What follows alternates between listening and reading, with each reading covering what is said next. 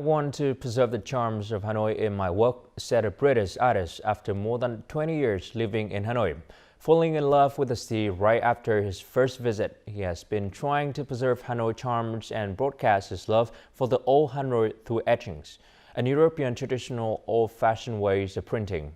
In this week Culture Watch, we'll learn more about his story in Hanoi and this special collection.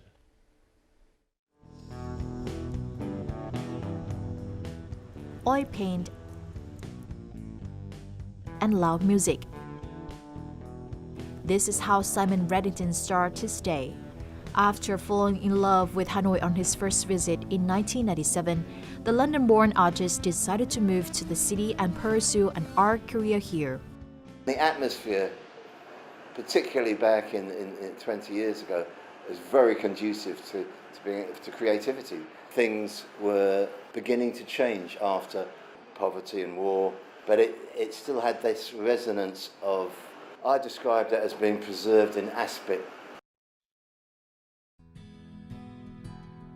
To capture his feelings on his first trip to Hanoi, Simon Reddington created a collection titled Hanoi Thunder, which consists of 25 etchings, a traditional European technique of printing. A sheet of copper or zinc is needed for etching, to which an even ground is applied.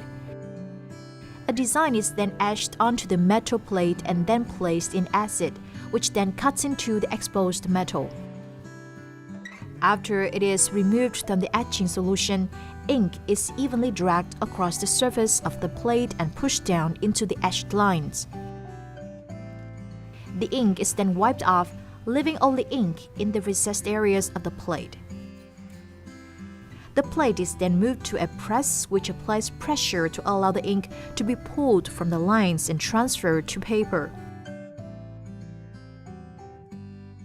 Obsessive, compulsive, nasty medium.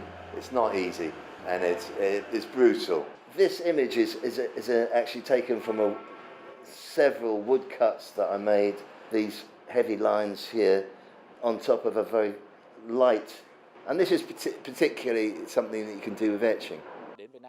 Simon is meticulous and serious in his work and etching technique. It's difficult to find someone like him in Vietnam. For Simon Reddington, Hanoi Thunder is not just about aesthetics but also represents his nostalgia for his experiences here and for the old Hanoi.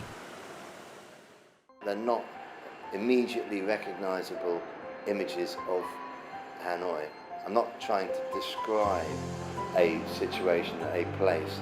I'm trying to get the resonance, the feeling of it. You know, somebody that looks at that gets the feeling of Hanoi, as opposed to, oh, I recognize that street or that person or that thing, but just a feeling of that very special time when Hanoi was very, very poetic.